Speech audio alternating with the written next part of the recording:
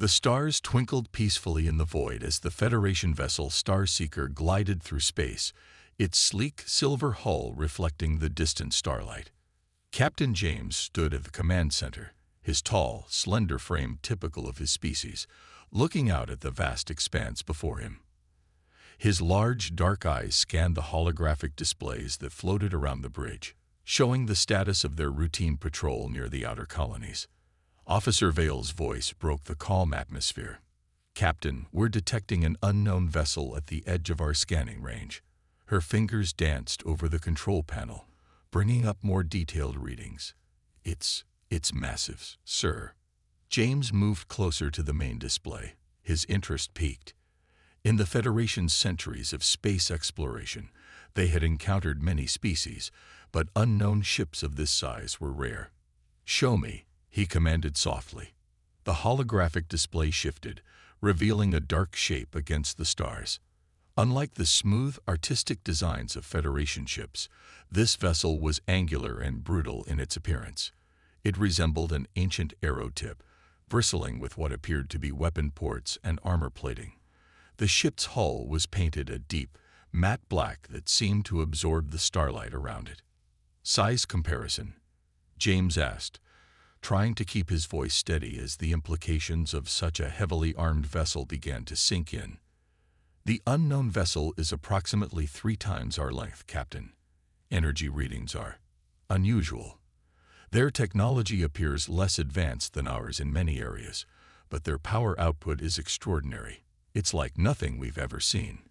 James straightened his uniform, a gesture that had become habit during tense situations. "Open a communication channel, standard greeting protocols. Let's not jump to conclusions." The bridge crew worked quickly, preparing the universal translation matrix and sending out the carefully crafted first contact message that had served the Federation well for generations. Minutes passed with no response. "The vessel is adjusting its course," the tactical officer reported. "It's heading directly toward the colony on Outpost 7. James felt his secondary heart begin to beat faster. Outpost 7 was home to thousands of civilians, a peaceful research and agricultural settlement. "Send the greeting again. Add priority markers." The tension on the bridge grew as the dark ship continued its approach. New data began flooding the sensors. "Captain, we're getting better readings now," Vale reported, her voice tight. "They're weapon systems. They're primitive by our standards, but the sheer power behind them." She paused, double-checking her readings. A single volley from their main weapons could destroy a small moon. "Impossible," James whispered, but the data didn't lie. How could a species they'd never encountered possess such destructive capability? The Federation's philosophy had always been to advance defensive and diplomatic technology. Weapons were an afterthought, meant only for the most desperate situations. The unknown ship's engines flared suddenly, bright against the darkness of space.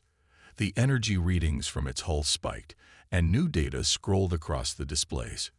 "Captain," Vale called out, "we're detecting an AI presence in their systems.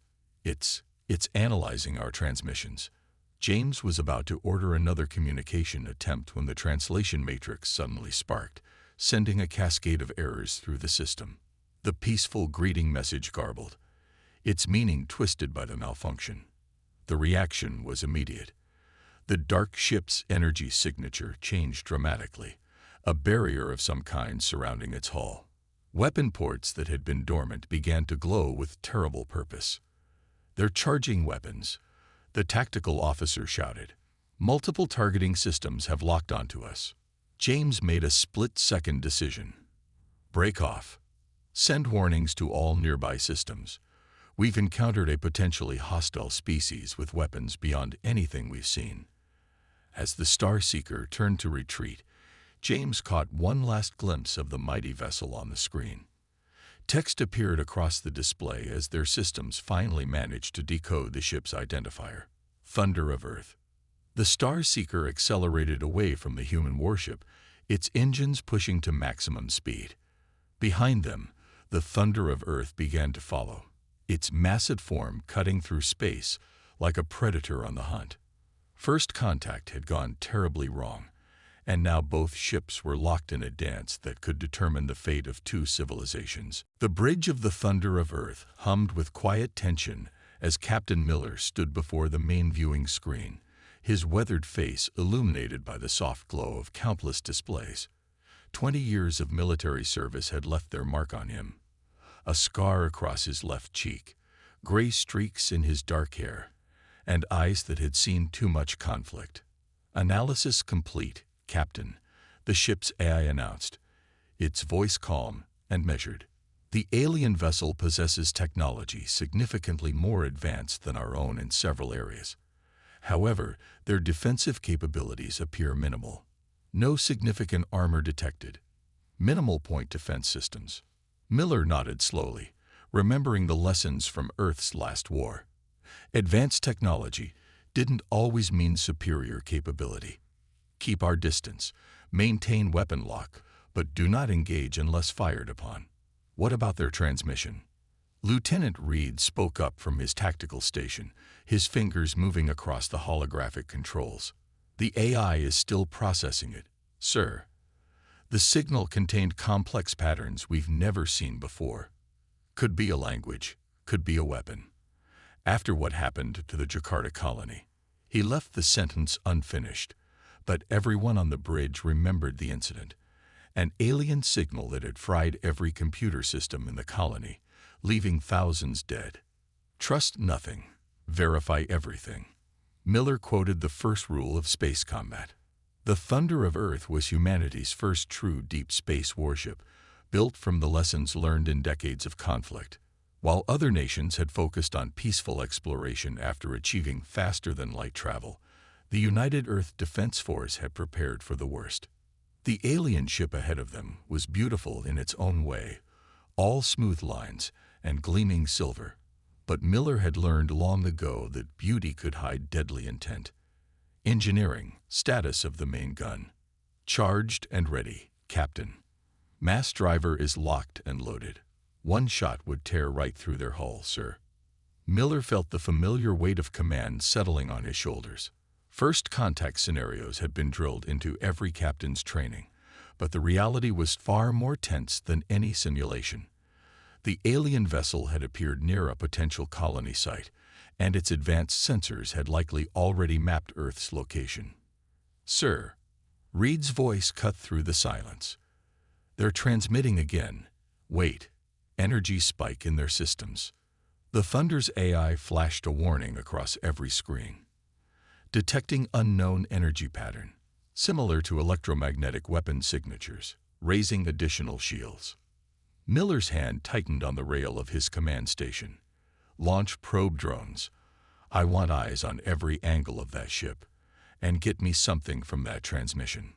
The ship's AI worked at impossible speeds, processing the alien signals while coordinating the launch of dozens of small, stealthy drones. Captain, preliminary analysis suggests the transmission contains recursive patterns consistent with communication attempts. However, certain segments match known weapon energy signatures with 60% correlation. The alien ship suddenly began to move, its engines flaring bright against the backdrop of space. They're retreating, sir, Reed reported, heading toward the nearest star system. Miller squared his shoulders. Running could mean fear, or it could mean they were heading for reinforcements. Plot an intercept course. Keep our distance, but don't lose them. Record everything.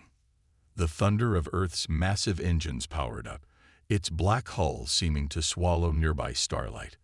The ship moved with surprising grace for its size, accelerating after the retreating alien vessel.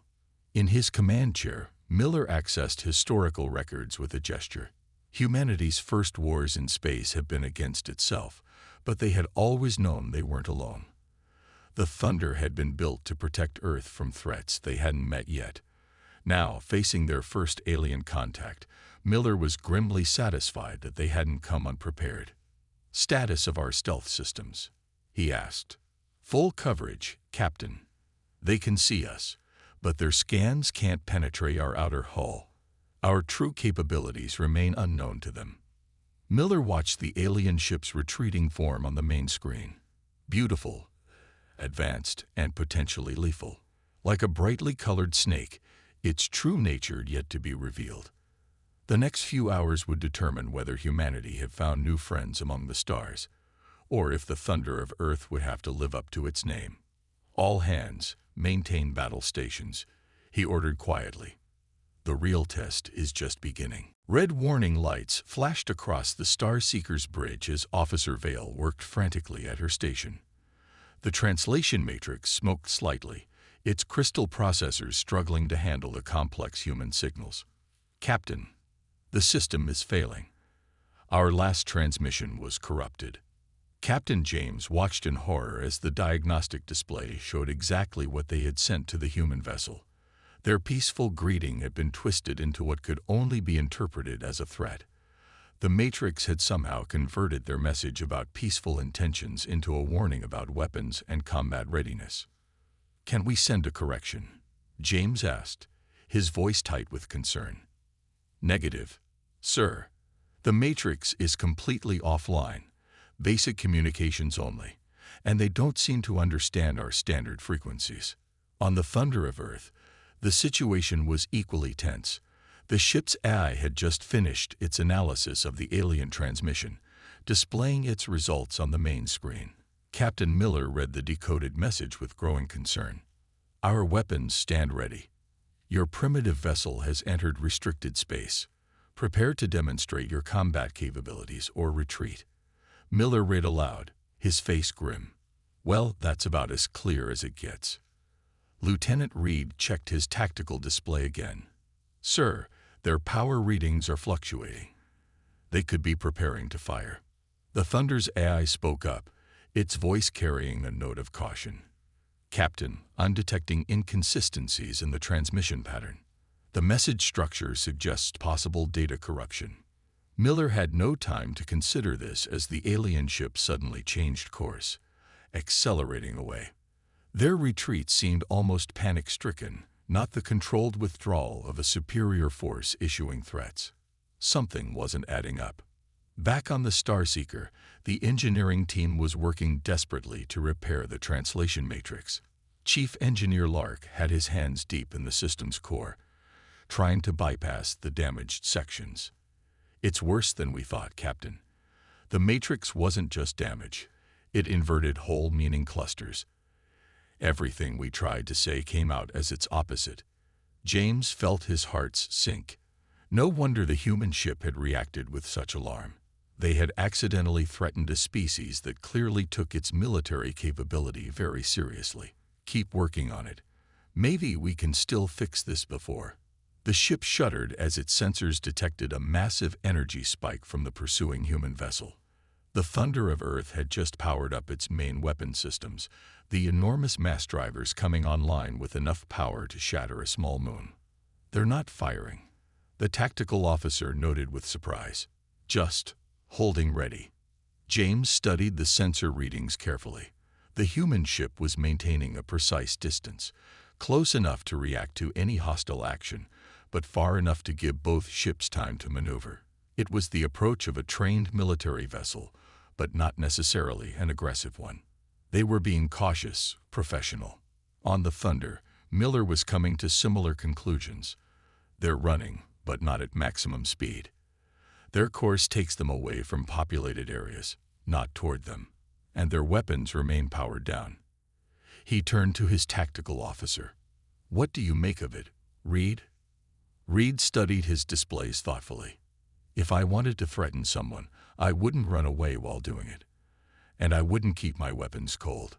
Something's not right about this situation, sir." The Thunder's AI added its analysis. The alien vessel's energy signature shows signs of a major system malfunction. The source appears to be their communication array. Probability of equipment failure, 78.4%. Miller rubbed his chin thoughtfully. Years of combat experience had taught him to trust his instincts, and right now they were telling him this wasn't what it appeared to be. Maintain pursuit, but power down the mass drivers. Keep shields at maximum. Let's see how they react to a less aggressive posture. The two ships continued their dance through space, each trying to understand the other's true intentions. A simple malfunction had brought them to the brink of conflict, but perhaps the same careful approaches that made them formidable military forces would also help them find a way to prevent a war neither side wanted. The chase had led them through 3 star systems, past spinning nebulae and fields of asteroids. The Star Seeker's engines glowed bright against the darkness as they maintained their careful distance from the human warship.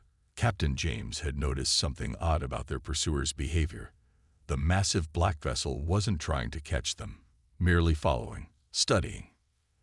"They're scanning us again," Officer Vale reported, watching her instruments. "Very thorough scans, but not aggressive. It's almost like they're curious." The Star Seeker passed through the shadow of a gas giant, its sensors constantly monitoring the thunder of Earth.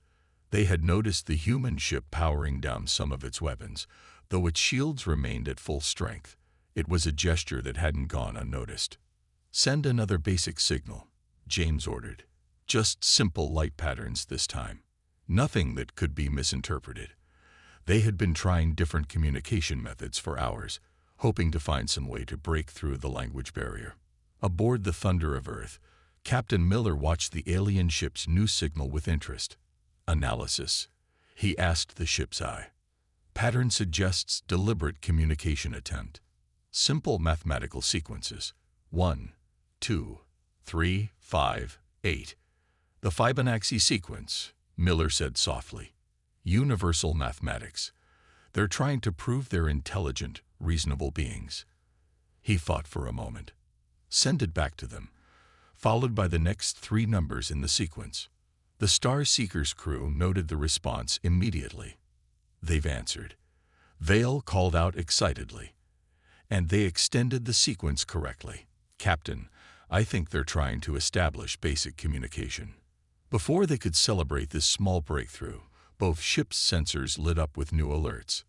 3 vessels had just appeared from behind a nearby moon, their engines burning hot as they accelerated toward the 2 ships.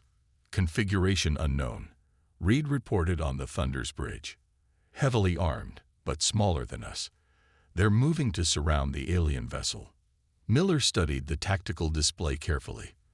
The new ships didn't match the elegant design of the vessel they'd been following. Their hulls were patched and mismatched, bearing the marks of multiple repairs and modifications.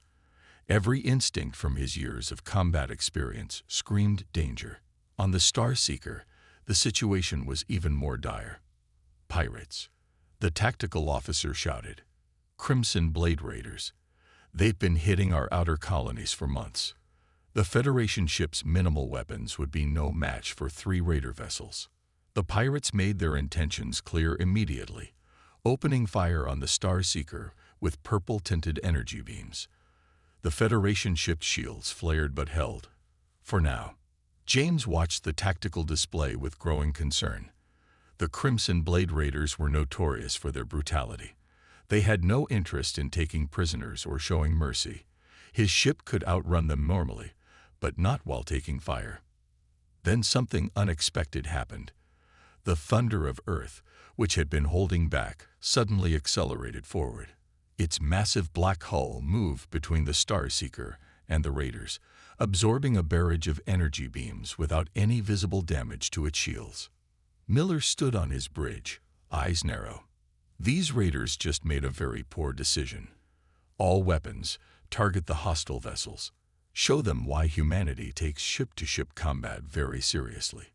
The Thunder's weapon ports opened, revealing rows of mass drivers and missile tubes. The human ship might have been following the Star Seeker out of caution, but now it had found a clear enemy. The Raiders were about to learn the difference between Federation defensive technology and Earth's pure military might. "Signal the alien vessel," Miller ordered. "Basic light patterns. Let's see if they understand that we're stepping in to help." The Star Seeker's crew watched in amazement as the massive human warship moved to protect them. The simple light sequence they received needed no translation matrix to understand. Long, short, long, a pattern universally recognized as allies. What had started as a chase was about to become something very different. 2 ships that had been locked in a tense pursuit found themselves facing a common enemy, and the pirates were about to discover they had made a terrible mistake in choosing their targets. The thunder of Earth's first volley changed the battle in an instant. Mass driver rounds tore through space at a significant fraction of light speed, smashing into the lead pirate vessel's shields with devastating force. The Raiders' protective barrier, designed to handle energy weapons, proved useless against kinetic bombardment. Direct hit, Reed announced, his tactical display showing the damage. Their shields are completely down. Hull breach detected. The pirate ship was already beginning to vent atmosphere, its crew scrambling to seal damaged sections. The remaining raiders quickly realized they weren't facing a typical Federation vessel. They broke formation, trying to circle around the massive human warship. Their energy weapons flickered against the Thunder's shields, barely causing a ripple in its defenses. "Return fire, all secondary batteries," Miller ordered calmly. "Show them what point defense really means." Dozens of smaller weapon ports opened along the Thunder's hull, tracking the raiders with deadly precision. On the Starseeker's bridge, Captain James watched in amazement as the human vessel demonstrated combat capabilities beyond anything the Federation had ever developed. "Are you recording this?" he asked Vale, who nodded without taking her eyes off the display. "Their weapons are so simple, but so effective," she said. "No energy beams, no plasma, just solid projectiles accelerated to incredible speeds. We never even considered such an approach."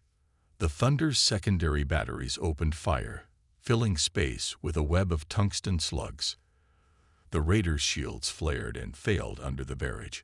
One pirate vessel lost its engine section entirely, spinning away into space. The other took hits along its weapon mounts, leaving it effectively defenseless. But the battle wasn't over.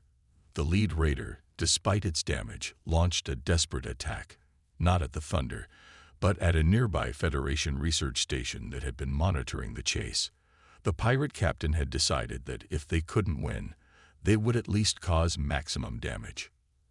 "Energy spike," Reed shouted. "They're overloading their core. If that hits the station." Miller didn't hesitate. "Launch interceptors. Protect that station at all costs."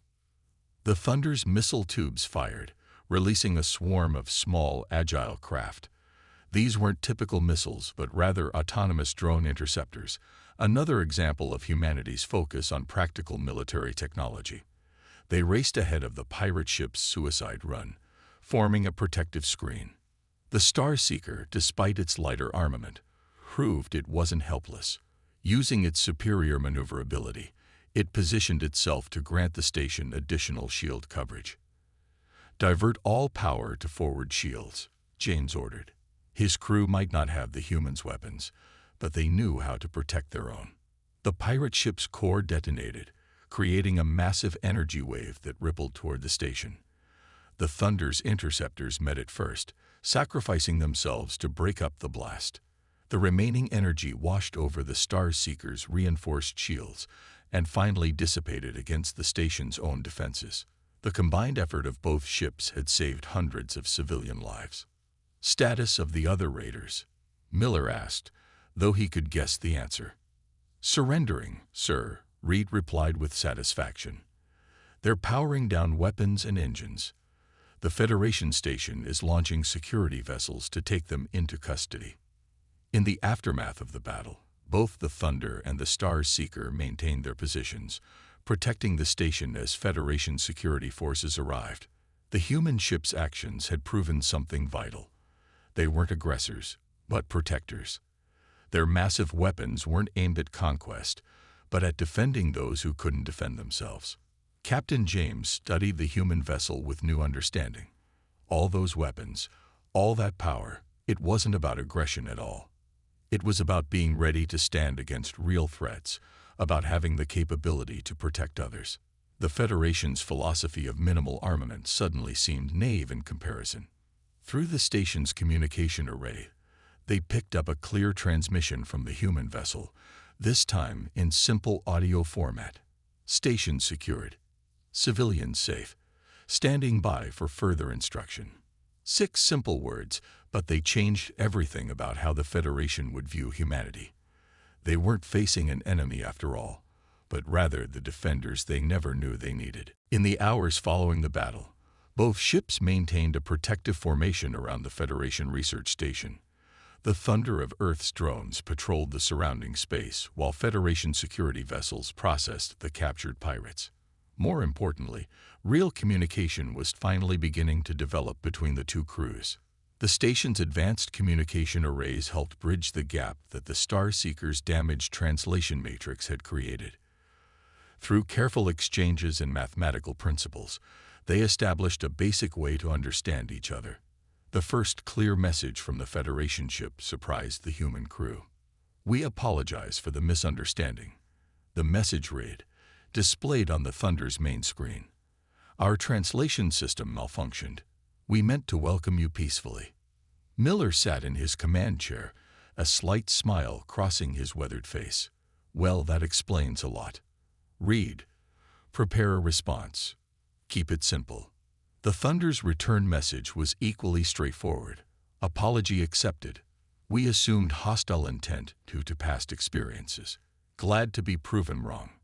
On the Starseeker, Officer Vale worked with the station's communication experts to establish a more robust translation protocol. The Federation's database of languages helped create a framework for understanding human speech patterns. Soon, they were able to exchange more complex ideas. "Your ship," James transmitted. "It's unlike anything we've seen. Why build such powerful weapons if you seek peace?" The response from Miller came after a thoughtful pause. "Earth learned harsh lessons in its past. Better to have strength and not need it, than need it and not have it.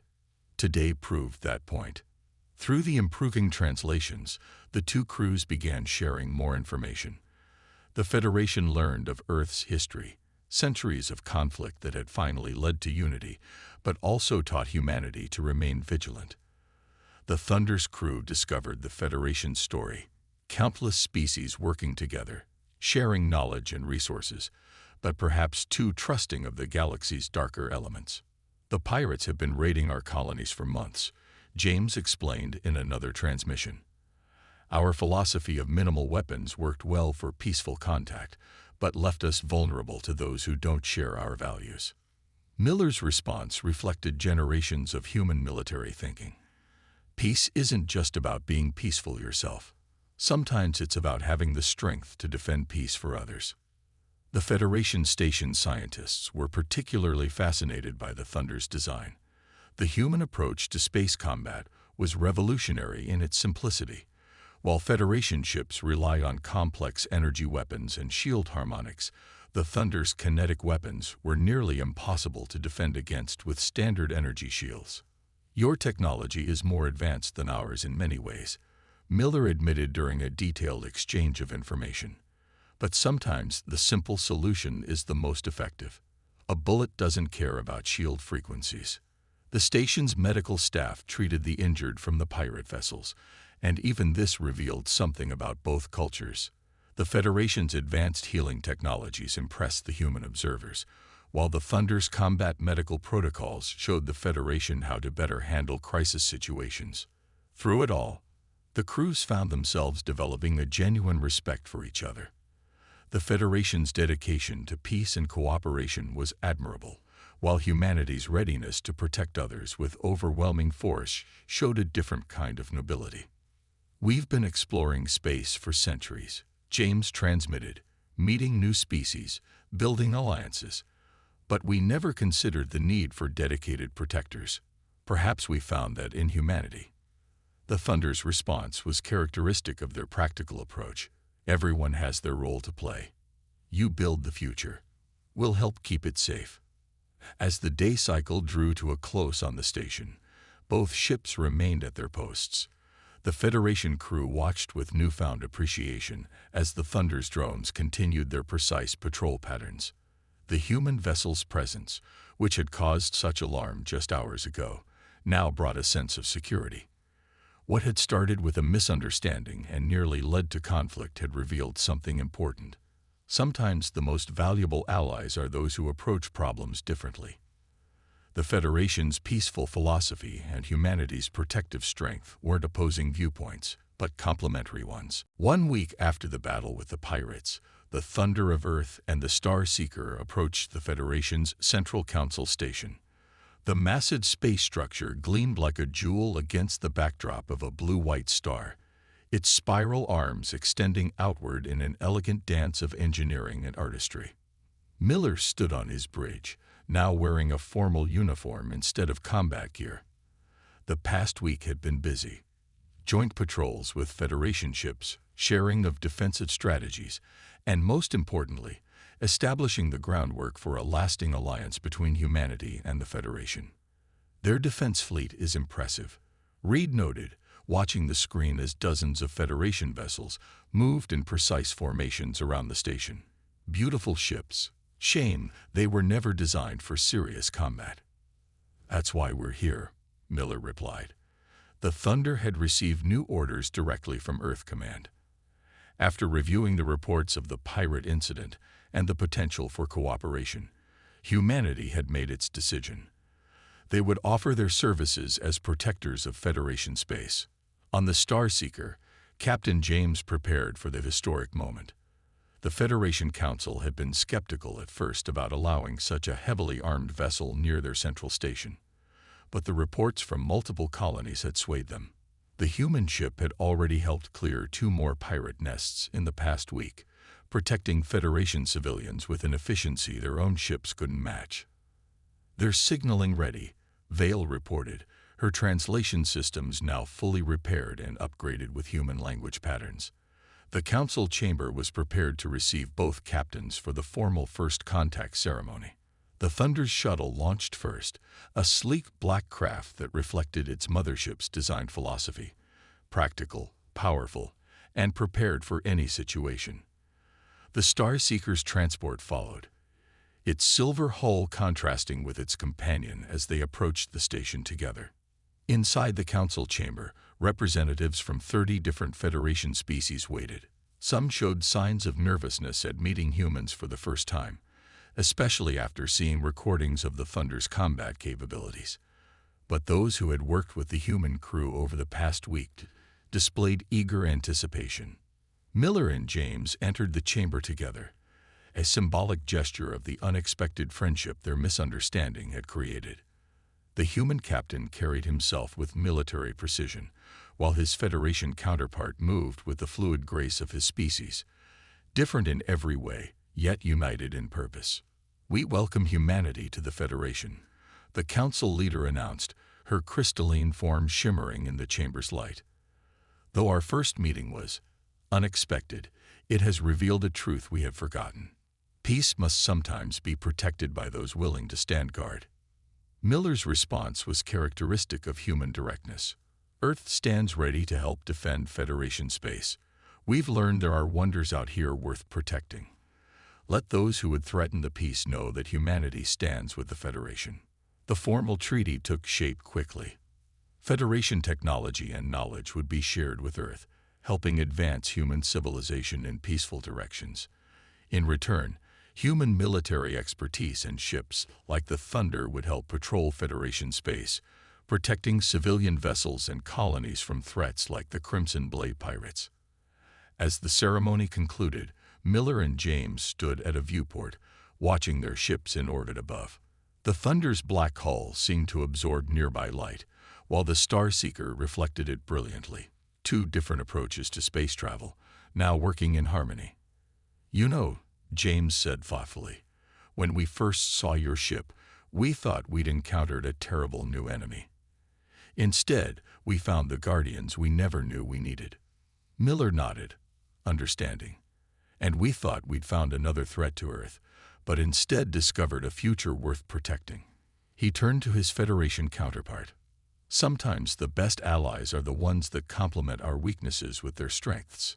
The Thunder of Earth remained on station for several more days, its crew helping train Federation security forces in combat tactics while learning about advanced Federation technology. What had begun with a warning of an enemy ship on the horizon had evolved into something neither side had expected, a partnership that would change the galaxy. The misunderstanding that had nearly led to conflict had instead forged an alliance between humanity's strength and the Federation's wisdom. Together, they would ensure that the wonders of the galaxy remained safe for all peaceful species to explore and enjoy.